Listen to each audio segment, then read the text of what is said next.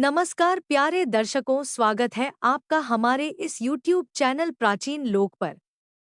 न बोली मैना रानी, चलो एक ऐसी कहानी सुना रहे हैं जिसे सुनाने के बाद आपका दिल दहल जाएगा। तो शुरू करते हैं आज की कहानी। और आप लोग से एक अनुरोध है कि कहानी पसंद आए तो वीडियो को लाइक करके चैनल को सब्सक्राइब जरूर, ताकि हमारा हौसला बढ़ता रहे। धन्यवाद। तो चलिए शुरू करते हैं आज की कहानी। कहानी पंछी बोला। चार पहर लोक कथा। पुराने समय की बात है। एक राजा था, वह बड़ा समझदार था और हर नई बात को जानने को इच्छुक रहता था। उसके महल के आंगन में एक बकौल का पेड़ था। रात को रोज नियम से एक पक्षी उस पेड़ पर आकर बैठता और रात के चारों के लिए अलग अलग चार तरह की बातें कहा करता। पहले पहर में कहता हूँ, किस मुख दूध पिलाऊं, किस मुख दूध पिलाएं। दूसरा प्रहर लगते बोलता, ऐसा कहीं न दी, ऐसा कहना दी। जब तीसरा पहर आता तो कहने लगता, अब हम कभी का, अब हम कभी का। जब चौथा पहर शुरू होता तो वह कहता हूँ, सब बर्मन मर जाएं, सब बर्मन मर जाए। राजा रोज रात को डोट जागकर पक्षी के मुख से चारों प्रहरों की चार अलग अलग बातें सुनता, सोचता पक्षी क्या कहता, पर उसकी समझ में कुछ न आता। राजा की चिंता बढ़ती गई। जब वह उसका अर्थ निकालने में असफल रहा तो हारकर उसने अपने पुरोहित को बुलाया, उसे अब हाल सुनाया और उससे पक्षी के प्रश्नों का उत्तर पूछा। पुरोहित भी एक साथ उत्तर नहीं दे सका। उसने कुछ समय की मूलत मांगी और चिंतित होकर घर चला आया। उसके सिर में राजा की पूछी गई चारों बातें बराबर चक्कर काटती रही। वह बहुतेरा सूचना पर उसे कोई जवाब न सूझता। अपने पति को हैरान देखकर ब्राह्मणी ने पूछा, तुम इतने परेशान क्यों देखते हो, मुझे बताओ बात क्या है। ब्राह्मणी ने कहा, क्या बताऊं, एक बड़ी ही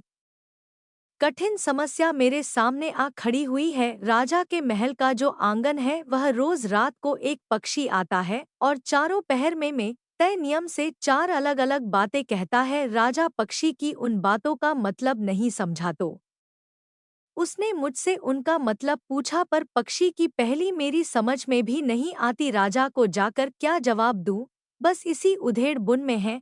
ब्राह्मणी बोली, पक्षी कहता क्या है, जरा मुझे भी सुनाओ। ब्राह्मणी ने चारों पहर के चारों बातें कह सुनाई। सुनकर ब्राह्मणी बोली, वाह, यह कौन कठिन बात है, इसका उत्तर तो मैं दे सकती हूँ। चिंता मत करो, जाओ राजा से जाकर कह दो कि पक्षी की बातों का मतलब मैं बताऊंगा। ब्राह्मण राजा के महल में गया और बोला, महाराज, आप जो पक्षी के प्रश्नों के उत्तर जानना चाहते हैं उनको मेरी स्त्री बता सकती है। पुरोहित की बात सुनकर राजा ने उसकी स्त्री को बुलाने के लिए पालकी भेजी। ब्राह्मणी आ गई। राजा रानी ने उसे आदर से बिठाया। रात हुई तो पहले पहर पक्षी बोला, किस मुख दूध पिलाऊं, किस मुख दूध पिलाऊं। राजा ने कहा, पंडितानी सुन रही हूँ, पक्षी क्या बोलता है। वह बोली, हाँ महाराज, सुन रहे हैं। वह अधिकरण बात कहता है। राजा ने पूछा, अधिकत बात कैसे। पंडितानी ने उत्तर दिया, राजन सुनो, पूरी बात इस प्रकार है। लंका में रावण भयो 20 भुजा, शीश माता की जा कहें, किस मुख दूध पिलाओ, किस मुख दूध पिलाओ। लंका में रावण ने जन्म लिया है, उसकी 20 भुजाएं हैं और 10 शीर्ष है। उसकी माता कहती है कि उसे उसके कौन से मुख से दूध पिलाओ। राज बोला, बहुत ठीक, तुमने सही अर्थ लगा लिया। दूसरा पहर हुआ तो पक्षी कहने लगा, कहीं न दी। राजा बोला, पंडितानी, इसका क्या अर्थ है। पंडितानी ने समझाया, महाराज सोनू, पक्षी बोलता है, घर जब दी बिना चिंता को आदमी, ऐसो कहीं न दी। चारों दिशा सारी पृथ्वी नवखंड सभी छान डालो, पर बिना चिंता का आदमी नहीं मिलेगा। मनुष्य को कोई न कोई चिंता हर समय लगी ही रहती है। कहीं महाराज सच है या नहीं। राजा बोला, तुम ठीक कहती हो। तीसरा पहर लगा तो पक्षी ने रोज की तरह अपनी बात को दोहराया, अब हम कभी का, अब हम गमों का। ब्राह्मणी राजा से बोली,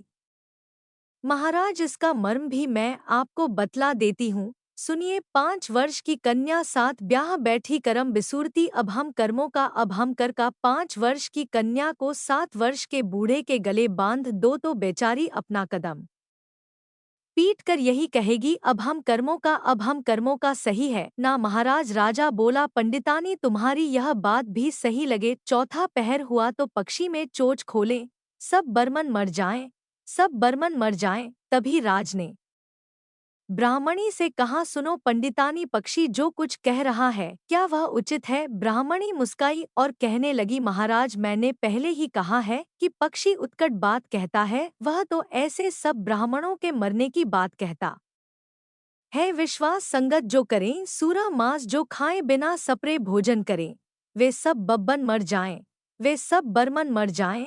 जो ब्राह्मणी वेश्या की संगति करते हैं, सुरा और मांस का सेवन करते हैं और बिना स्नान किए भोजन करते हैं, ऐसे सब ब्राह्मणों का मर जाना ही उचित है। जब बोली, पक्षी का कहना ठीक है या नहीं? राजा ने कहा, तुम्हारी चारों बातें 52 तोला 5 रत्ती ठीक लगी, तुम्हारी बुद्धि धन्य है। राजा रानी ने उसको बढ़िया कपड़े और गहने देकर मान सम्मान से विदा किया। अब पुरोहित का आर्डर भी राज दरबार में पहले से अधिक बढ़ गया। कहानी पसंद आए तो वीडियो को लाइक करके चैनल को सब्सक्राइब जरूर करें। धन्यवाद।